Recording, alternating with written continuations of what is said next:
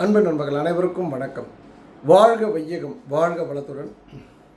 ஒரு பொதுவான விஷயம், ஒரே ஒரு விஷயம். மற்ற எல்லா விஷயங்களுமே பணம் சம்பந்தமானது. அது என்னென்னா, இந்த டிவிக்கு அரசாங்கம், ஜோசப் விஜயோடைய அரசாங்கம் பதவியேற்றதிலிருந்து திமுகவுடைய எக்ஸ் மினிஸ்டர்ஸு, குறிப்பாக செந்தில் பாலாஜியை டார்கெட் பண்ணி சில விஷயங்கள் பண்ணிகிட்ருக்காங்க. ஆக்சுவலாக எனக்கு தெரிஞ்ச அரசியல் அறிவுப்படி விஜய் இன்றைக்கி ஒரு 60-65% ஒரு ஸ்ட்ராங்கான ஒரு இடத்துல இருக்கார். அவரோட ட்ராபேக்கு காங்கிரஸு, கம்யூனிஸ்ட்டு, நம்ம தலைவர் வைகோ, இது போல் ஆட்கள்லாம் ஒரு பக்கம் இருந்தாலும் இன்னும் அவருக்கு பொதுமக்கள் மகத்தில் ஒரு கெட்ட பேர் போய் ரீச் ஆகலை. இன்னும் புது கவர்மெண்ட் தானே அப்படின்னு சொல்லிட்டு 1989 ஜெயலலிதா எனக்கு ஆட்சி வேண்டாம், அரசியலும் வேண்டாம் அப்படின்னு சொல்லி போயஸ் கார்டன் விட்டு ஓடி போக இருந்த ஒரு சூழ்நிலை. அப்போ கலைஞர் கருணாநிதி என்ன பண்ணார்னா, சும்மா எல்லாமே எவனோ கொடுத்த ஐடியாவில் ரைட் அடித்து அவங்க ஒரு ரைடு அடிக்கும்போது ஒரு லெட்டர் இருந்தது, நான் அரசியல் விட்டு விலகுகிறேன்னு சொல்லிட்டு அதை கைப்பற்றி அதை ரிலீஸ் பண்ணி, அதுக்கப்புறம் அந்த அம்மா வெறித்தனமாக வீர் கொண்டு இருந்து அவங்க இருக்க வரைக்கும் திமுக கண்ணில் வரல விட்டு ஆட்டினாங்க.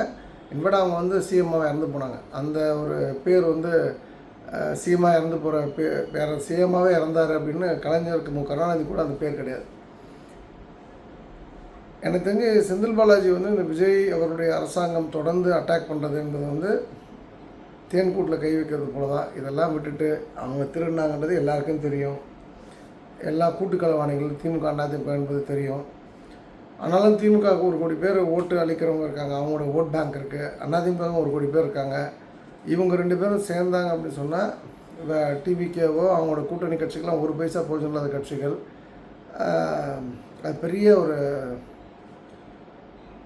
ஸ்ட்ராங்கான ஒரு அப்போசிஷனாக விஜய் அவர்களுக்கு மாறிடும். விஜய் அதுக்கப்புறம் தலைவனா கூட வர முடியாது. இன்ஃபேக்ட் அவங்க பெருந்தன்மையாக அவரை மன்னிச்சு விட்டாங்க. இல்லைனா கரூர் கேஸில் வச்சு அவருக்கு என்ன வேணால் தண்டனை வாங்கி கொடுத்துருக்கலாம். பிஜேபியும் ஏடிபியும் பண்ண தவறு அவரை ஃப்ரீயாக விட்டது. ஸோ இந்த இடத்துல எனக்கு தெரிஞ்ச அரசியல்படி தமிழ்நாடு ஒழுங்காக இருக்கணும். இந்த டிவிக்கு அரசாங்கம் அடுத்த கட்டம் நகரணும். மக்கள்கிட்ட நல்ல பேர் வாங்கினா இந்த பழி வாங்கக்கூடிய அரசியலை கைவிட்டால் தான் சிறப்பாக இருக்கும். ஒன்று.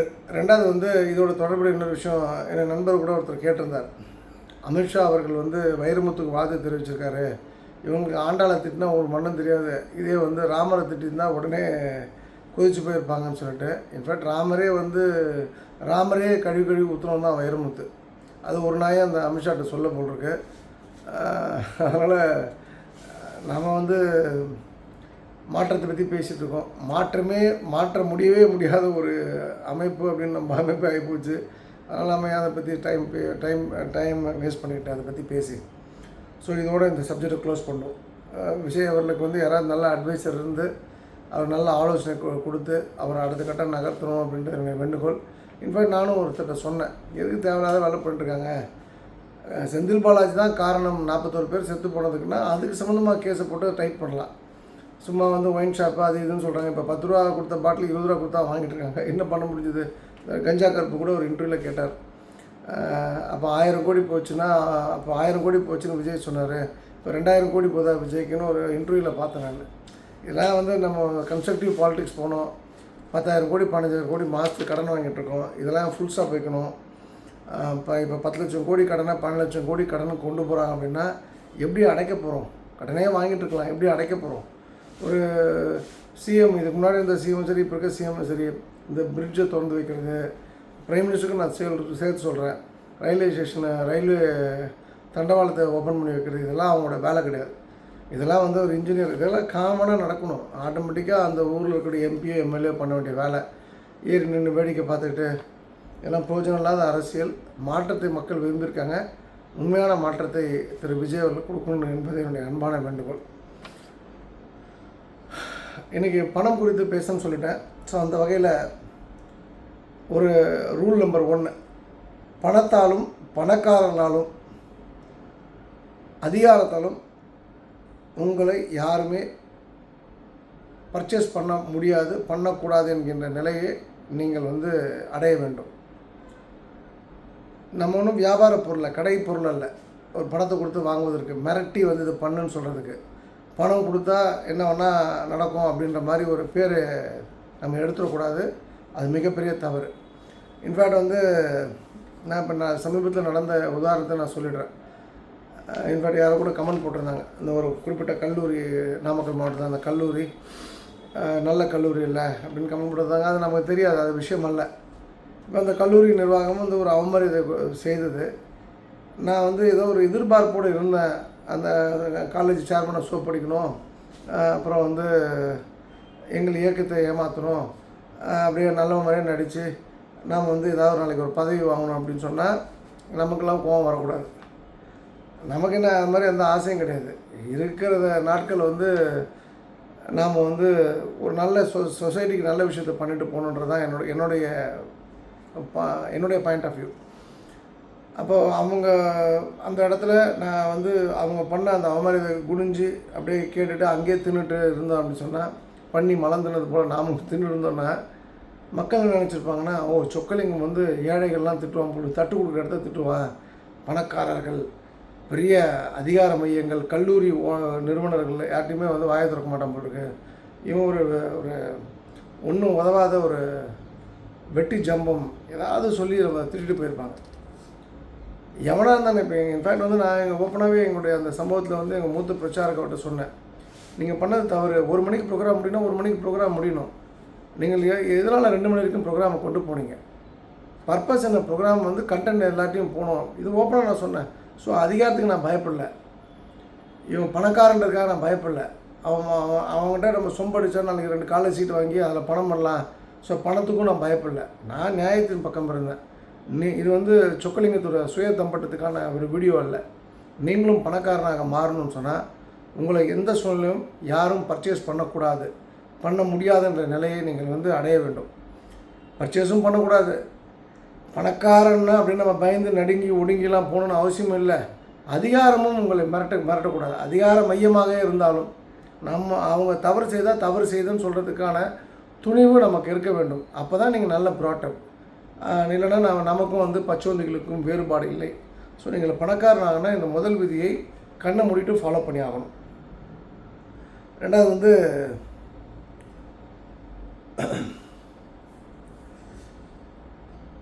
பணம் குறித்த அறிவு இல்லாதவங்க கூட நீங்கள் பழகக்கூடாது.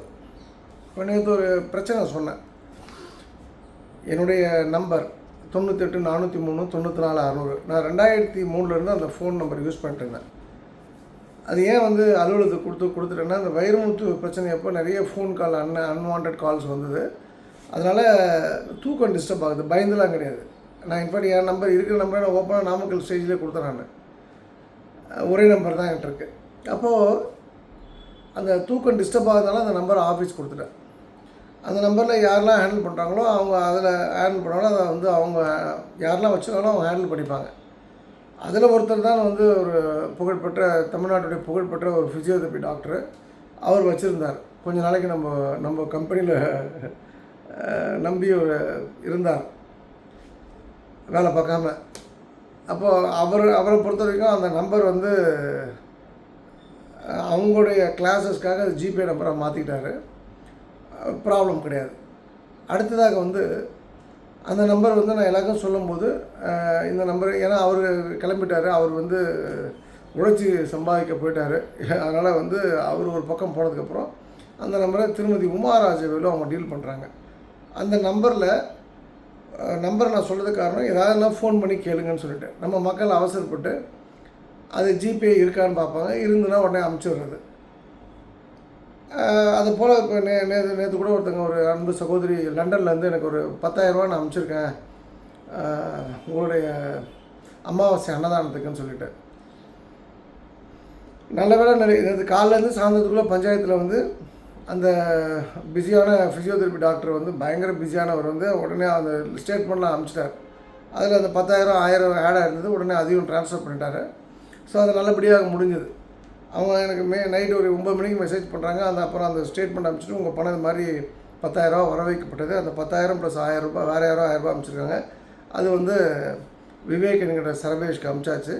ஸோ அதுலேருந்து 5000 ரூபாய் வந்து அன்னதானத்துக்கும், மிச்சம் 5000 அன்னதானத்துக்குன்னா அமாவாசை அன்னதானத்துக்கும், மிச்சம் 5000 ரூபாய் எந்த கோயிலில் அன்னதானத்துக்கு பணம் இல்லையோ அந்த கோயிலுக்கு நான் பிரித்து கொடுக்குறேன். அது நான் 10ஆம் தேதி 12ஆம் தேதி வாக்கில் உங்களுக்கு சொல்லிட்டேன். விஷயம் வந்து இந்த பஞ்சாயத்து கிடையாது. இதை பற்றி பேசுறதுக்காக நான் அந்த பாயிண்ட் சொல்லலை. தாங்கிட்ட ஒரு ஜிபே நம்பர் இருக்குது. அது ஒரு அலுவலகம், நம்ம இருந்த ஒரு வேலை பார்த்த அலுவலகம், நமக்கு அது லட்சமாக பணத்தை கொடுத்த அலுவலகம். அப்படின்னும்போது நான் அந்த வேலையில் இல்லைன்னும் போது ஒன்று அந்த ஜிபே டீஆக்டிவேட் பண்ணியிருக்கணும், டீஆக்டிவேட் பண்ண சொல்லியிருக்கணும். ரெண்டாவது அதில் வந்து ஒரு 20 நாளைக்கு முன்னாடி தான் பணம் வந்திருக்குன்னு ஒருத்தவங்க சொல்கிறாங்க. அதனால் அந்த பணத்தை ட்ரான்ஸ்ஃபர் பண்ணார். அப்போவும் வந்து அதில் பணம் இருந்திருக்கு. அப்போவும் அவர் கவனிக்கலை. இப்போவும் நேற்று இந்த பஞ்சாயத்தாக மாறிய பிறகு அவருக்கு ஃபோன் பண்ணி பேசுகிற வரைக்கும் தான் அக்கௌண்ட்டில் பணம் இருக்குன்றது அவருக்கு தெரியல. அது யாருடைய பணமாக இருந்தாலும் சரி தான். தான் அக்கௌண்ட்டில் பணம் வந்தது கூட தெரியாமல் ஒருத்தன் இருக்கான் அப்படின்னு சொன்னால் அவன் பணம் குறித்த அறிவு இல்லாதவன். அவன் பக்கத்தில் வந்து இப்போ சரஸ்வதி, மகாலட்சுமி, இவங்கெல்லாம் வந்து பிரயாணப்படணும் அப்படின்னா இப்போ படிப்புக்கு சரஸ்வதி, பணத்துக்கு மகாலட்சுமின்னு வச்சுங்களேன். இவன் இருக்கிற பக்கத்தில் பிரயாணப்படணும்னா அவங்க வந்து 60,000 லட்சம் கோடி கிலோமீட்டர் தள்ளி போயிடுவாங்க. அந்த பக்கம் நான் வரமாட்டேன்னு சொல்லிட்டு. ஏன்னா எனக்கு வந்து நான் ஒரு இடத்துக்கு போகிறேன், என்னை கூட மதிக்காமல் இவங்க வந்து உட்காந்து சாய்பாபா கோயிலில் சாய்பாபா கும்பிட்டுருந்தா என்னடா அர்த்தம் அப்படின்னு தான் கேள்வி இருக்கும். சாய்பாபா நானும் வணங்கக்கூடிய சாமி. நான் இன்ஃபேக்ட் நான் வந்து திருச்சிரடி சாய்பாபா கோயிலுக்கு ட்ரஸ்டியாக வர இருக்கேன். ஸோ நான் என்ன அர்த்தம் சொல்கிறேன்னா, நீங்கள் அல்லாவை கும்பிட்டாலும் சரி தான், ஆண்டாளை கும்பிட்டாலும் சரி தான், இயேசு கும்பிட்டாலும் சரி தான், நீங்கள் உங்கள்கிட்ட வரக்கூடிய பணத்தை பற்றி அறிவு உங்களுக்கு இல்லைன்னா உங்களுக்கு அந்த பணம் வந்து நீங்கள் அவ்வளோதான் பணத்துக்கு மரியாதை கொடுக்குறீங்க. அப்போ பணம் வந்து கம்ப்ளீட்டாக ஸ்டாப் ஆகிடும் ஒரு டைமுக்கு அப்புறம். ஸோ அப்போ நான் வந்து நேற்று முடிவு பண்ணிட்டேன், ஃபோன் நம்பரை டெலீட் பண்ணிட்டேன், பிளாக் பண்ணிட்டேன், டெலீட் பண்ணிட்டேன். பேரண்ட்ஸ் மேட்டர் லைஃப்பில் நல்லது கெட்டது எதுவுமே நான் வந்து சந்திக்கக்கூடாத ஒரு மனிதன் அப்படின்ற ஒரு முடிவுக்கு நான் வந்துட்டேன். அவர் எனக்கு நிறைய ஹெல்ப்பு பர்சனலாக பண்ணியிருந்தாலும், நான் பணம் கொடுத்து அதை உதவியை வாங்கியிருந்தாலும் அந்த நன்றி எப்போதுமே இருக்கும். பட் அவருடைய தரிசனம் என்பது என்னுடைய முகம் அவருக்கு ஆபத்தானது, அவருடைய முகம் எனக்கு மிக மிக ஆபத்தானது. அப்படின்றதுனால நான் வந்து பிளாக் பண்ணிட்டேன். நீங்களும் வந்து இது போல் பணம் குறித்த அறிவில்லாதவர்களுடன் பழகாதீர்கள். அவங்க கூட இருக்காங்கன்னா தயவுசெய்து ஒரு கிராஸ் போட்டு டேஞ்சர்னு போட்டு டெலீட்டு ஆல்னு போட்டு அந்த கம்ப்ளீட்டாக அந்த ஏரியாவே நீங்கள் போகக்கூடாது. அவங்க இருக்கிற ஏரியாவே வந்து பணம் முடையை கொடுக்கக்கூடிய ஏரியாவாக இருக்கும். அந்த பக்கம் கூட போயிடாதீங்க. உதாரணத்துக்கு அடையாறில் இருக்காருன்னு வச்சுக்கோங்க. உதாரணத்துக்கு நீங்கள் அடையார் வழியாக தான் போகணுன்னா நீங்கள் வந்து பெசனார் போய் அதுக்கப்புறம் திருவான்மையூர் போய்க்கலாம். அடையார் வழியாக திருவான்மையூர் போகணுன்னா அந்த அளவுக்கு அந்த இடத்தையே அவாய்ட் பண்ணிடுங்கன்றது என்னோடய தாழ்மையான வேண்டுகோள். இதுக்கு அடுத்ததாக பணம் வந்து பெட்டு மேலே வைத்து எண்ணாதீர்கள். அது மிக தவறான பழக்கம். ஒரு கால் அப்படி பெட்டு மேலே வைத்து எண்றீங்க அப்படின்னு சொன்னால் ஒரு தோய்த்த போர்வையை அது மேலே போட்டு அது மேலே பணம் வைத்து எண்ணுங்கள். அதே போல் பணத்தை எந்த சூழ்நிலையும் பெட்டில் வைக்காதீங்க. அந்த பெட் என்பது இலவம் பஞ்சோ ஏதோ ஒரு பஞ்சால் பண்ணப்பட்டது. அந்த பஞ்சோட பணத்தை வைக்காதீர்கள். அது வந்து என்னுடைய பார்வையில் பணத்தை எரிப்பதற்காக நீங்கள் தயாராகிட்டீங்க. அப்போ பணம் செலவாகும், விரைய செலவாகும் என்பது என்னுடைய பார்வை. பணம் வர சில விஷயங்கள் நீங்கள் வந்து தொடர்ந்து செய்யுங்க. இப்போ நான் வந்து சொல்லியிருக்கேன், வெள்ளிக்கிழமை கல் உப்பு வாங்குங்கன்னு சொல்லிட்டு. அது மாதிரி பௌர்ணமி, வெள்ளிக்கிழமை, மாதப்பிறப்பு, நல்ல நாட்கள், தீபாவளி, பொங்கல் அப்படின்னா அந்த நாட்களில் வந்து மகாலட்சுமி பூஜை பண்ணுறது ரொம்ப விசேஷம். இது எல்லாருமே நீங்கள் பண்ணிகிட்ருப்பீங்க. பண்ணவங்க எல்லாம் நல்லா இருப்பாங்க, பண்ணாதவெல்லாம் வந்து தொடர்ந்து வீடியோவை பார்த்துட்டு சும்மா உட்காந்துருப்பாங்க. இதில் வந்து நான் கூடுதலாக ஏற்கனவே சொன்ன விஷயங்கள் மறுபடியும் நான் வந்து சொல்ல ஆசைப்பட்றேன். அதில் நீங்கள் பெரிய பணமுடையில் இருக்கீங்க. எனக்கு ஒருத்தவங்க சொன்னாங்க, எனக்கு வெள்ளக்கோயிலேருந்து ஒரு அம்மா சொன்னாங்க. அதனால் எனக்கு அவங்க மேலே ஒரு வருத்தம் உண்டு. அது வேறு ஒரு பஞ்சாயத்து. பயங்கர கஷ்டம், பெரிய வாழ்ந்த ஃபேமிலி. ஏன் கஷ்டப்படுறாங்கன்னா, அவங்க என்கிட்ட சொன்னது, ஜோசியர் சொன்னாங்க, எல்லா ஜோசியர் பரிகாரம் பண்ணிட்டேனே. பரிகாரத்தால் ஒரு விஷயத்தை சரி செய்ய முடியும் அப்படின்னு சொன்னால் அப்புறம் எதுக்கு ஸ்கூல் போகணும், எதுக்கு காலேஜ் போகணும், எதுக்கு வந்து வேலை பார்க்கணும்? பரிகாரம் பண்ணிட்டு வீட்டில் உட்காந்துக்கலாமே. அது நடக்காது. பரிகாரம் என்பது கோயிலுக்கு போங்க, உட்காந்துருங்க, வாங்கன்னா அதோடு முடிஞ்சது. இந்த பொருள் இதை செய்தால் தான் நல்லது நடக்கும் அப்படின்னு யாராவது சொன்னாங்கன்னா அது நடக்காது. இப்போ நீங்களே வந்து நம்ம மங்களூர் அதிசய கோயில் போனால் உண்மையிலே அங்கே போனால் அதிசயம் நடக்கும், அவ்வளோதான். அங்கே போய் இது பரிகாரம் பண்ணணும்னு நான் சொல்ல, அங்கே போய் தின்னுட்டு வாங்கன்னு சொல்கிறேன். அந்த சாப்பாடு வந்து அற்புதமான சாப்பாடு. அப்போது இந்த இடத்துல அந்த அந்த பரிகாரம் என்பதை நம்ம கம்ப்ளீட்டாக விட்டுட்டு, பரிகார சிந்தனை என்ற ஒரு விஷயத்தை விட்டுட்டு, நாம் வந்து செய்ய வேண்டிய ஒரு முக்கியமான விஷயம் நீங்கள் பார்த்தீங்கன்னா,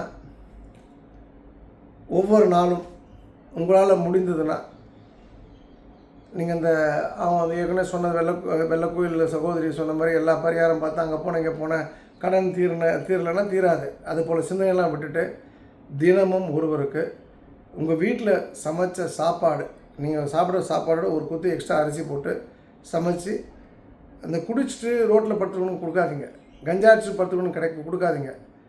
உழைக்கிறவங்க இந்த இந்த இந்த 100 நாள் வேலைவாய்ப்பு திட்டம்னு சொல்லிட்டு ஊரை ஏமாத்துகிற ஆட்களுக்கு கொடுக்காதீங்க. வேலை செய்யாமல் 2 மணி நேரம் வேலை பார்த்துட்டு சம்பளம் வாங்கிட்டு அந்த பஞ்சாயத்து ஆஃபீஸ்க்கும் கட்டிங்கை கொடுத்துட்டு போகிற ஆட்கள் கிடையாது, வேண்டாம்.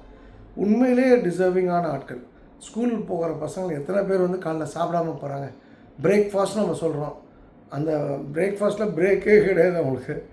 பிரேக்கு அதாவது வந்து மத்தியான சாப்பாடு மட்டும்தான் அவங்களுக்கு இருக்கும், அந்த சத்துணவு சாப்பாடு. இரவு சாப்பாடு கூட இருக்காது. தண்ணி குடிச்சு தூங்குகிற குழந்தைகள் உண்டு. அதுபோல் குழந்தைகளுக்கோ டிசர்விங் பீப்புள், சங்கடப்படுற பெரியவங்களுக்கோ உணவு கொடுங்க. உங்கள் லைஃப்பில் ஒரு மாற்றம் வரும். உங்களால் சமைக்க முடியாதா, வாங்கி கொடுங்க, பெரிய மாற்றம் வரும். நம்பர் 2, அமாவாசை பொறுத்த வரைக்கும் ஆடி அமாவாசை, புரட்டாசி அமாவாசை, தை அமாவாசை. ஆடின்றது வந்து உங்களுக்கு தெரியும், தட்சிண காலத்தில் வரக்கூடிய முதல் அமாவாசை. அதே மாதிரி தை அமாவாசை வந்து உத்தராயணத்தில் வரக்கூடிய முதல் அமாவாசை. அதான் ஃபஸ்ட்டு வரும். உங்களுக்கு மகாலய அமாவாசைன்றது புரட்டாசி அமாவாசை. இதில் வந்து தலையாய அமாவாசை அப்படின்னு சொன்னால் ஆடி அமாவாசை தான். இந்த ஆடி அமாவாசை தர்ப்பணம் வந்து ரொம்ப ரொம்ப முக்கியமானது, பணத்தோடு நேரடியான தொடர்புடையது. நீங்கள் எங்கே வேணால் கொடுத்துங்க, ஆனால் சும்மா அந்த எல்லை வந்து தரையில் விட்றதுக்காக பண்ணாதீங்க. ஒழுங்காக அந்த ஐயர் மந்திரம் சொல்லி பண்ணுற மாதிரி பண்ணுங்கள். திருப்பலானி எனக்கு ஐம் நாட் சாட்டிஸ்ஃபைடு.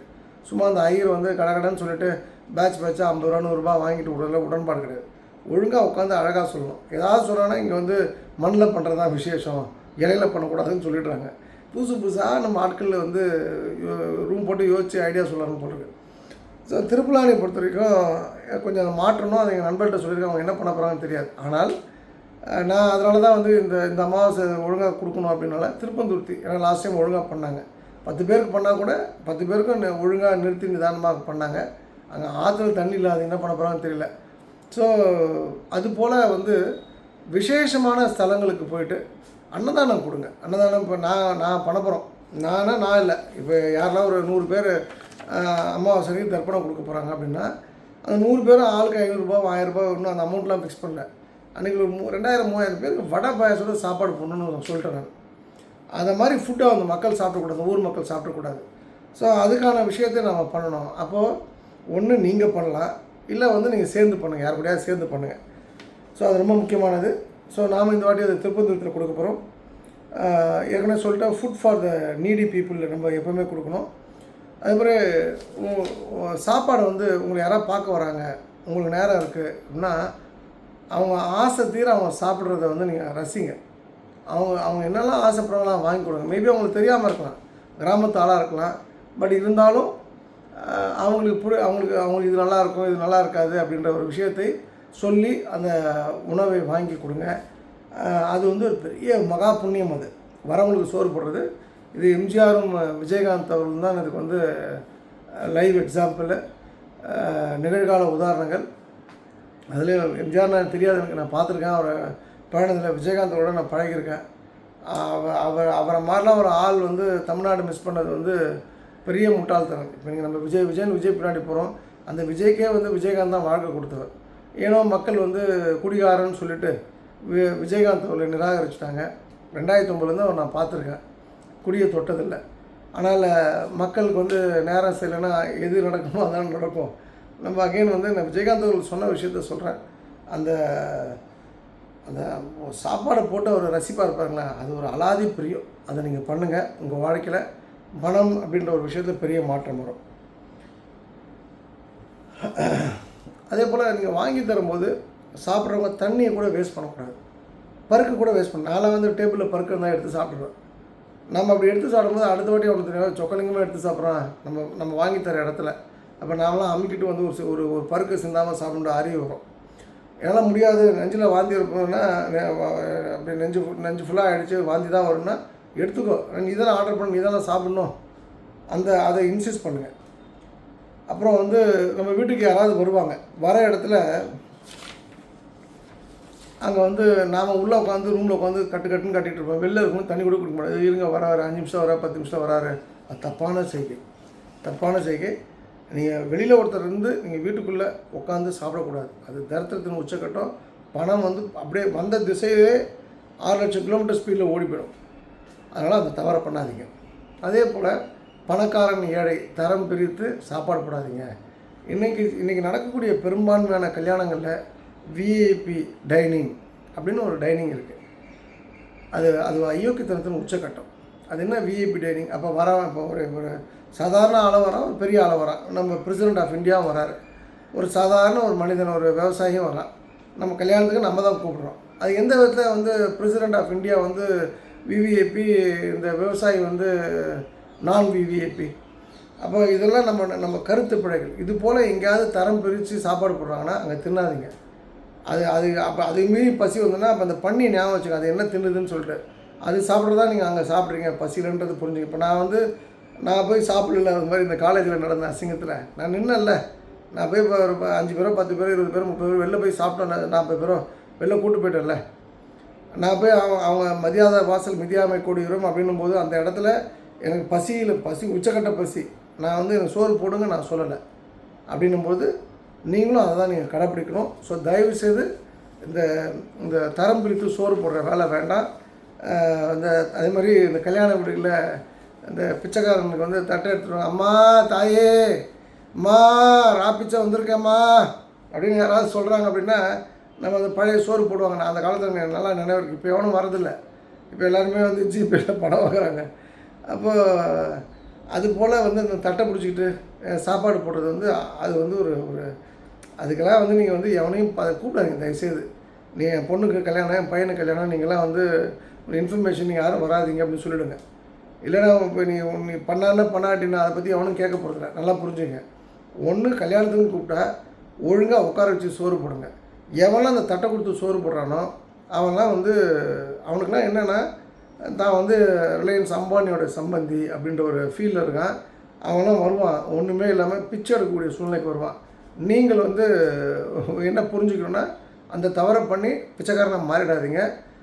இருக்கிறவன் இல்லாத எல்லாத்துக்கும் தரம் பிரிக்காமல் ஒரே மாதிரியான சாப்பாடு ஒரே அமைப்பில் வந்து உட்கார வச்சு போடுங்க. அதுதான் உங்களுக்கு நல்லது, உங்கள் குடும்பத்துக்கு நல்லது. அண்டு